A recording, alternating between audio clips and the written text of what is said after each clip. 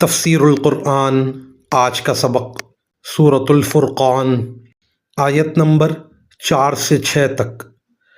اعوذ باللہ من الشیطان الرجیم، بسم اللہ الرحمن الرحیم۔ وقال الذین کفروا ان ھذا الا افک افتراہ واعانہ علیہ قوم آخرون فقد جاءوا ظلما وزورا وقالوا اساطیر الاولین اکتتبہا فہی تملی علیہ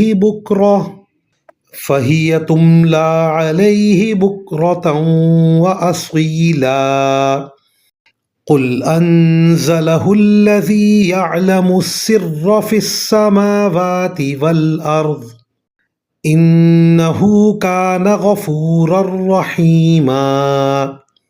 ترجمہ: اور جن لوگوں نے کفر اپنا لیا ہے وہ کہتے ہیں کہ یہ قرآن تو کچھ بھی نہیں، بس ایک من گھڑت چیز ہے جو اس شخص نے گھڑ لی ہے، اور اس کام میں کچھ اور لوگ بھی اس کے مددگار بنے ہیں۔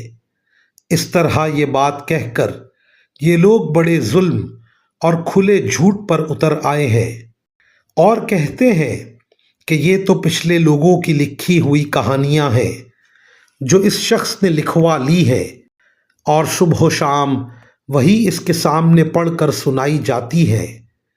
کہہ دو کہ یہ کلام تو اس اللہ نے نازل کیا ہے جو ہر بھید کو پوری طرح جانتا ہے، آسمانوں میں بھی زمین میں بھی، بے شک وہ بہت بخشنے والا بڑا مہربان ہے۔ ان آیات کی تفسیر میں مفسرین کرام فرماتے ہیں، مکہ مکرمہ کے بعض کافروں نے یہ الزام لگایا تھا کہ حضرت صلی اللہ علیہ وآلہ وسلم نے پچھلے انبیاء کرام علیہم السلام کے واقعات کچھ یہودیوں سے سیکھ لیے ہیں اور وہی واقعات لکھوا کر معاذ اللہ یہ قرآن بنا لیا ہے۔ حالانکہ جن یہودیوں کا وہ ذکر کرتے تھے وہ اسلام لا چکے تھے۔ اگر آپ صلی اللہ علیہ وسلم معاذ اللہ انہی سے سیکھ کر اس کلام کے کلام الہی ہونے کا غلط دعویٰ کر رہے تھے تو یہ حقیقت سب سے پہلے ان یہودیوں پر ظاہر ہوتی، پھر وہ آپ کو اللہ تعالیٰ کا سچا پیغمبر مان کر آپ پر ایمان ہی کیوں لاتے؟ وآخر دعوانا ان الحمد للہ رب العالمین۔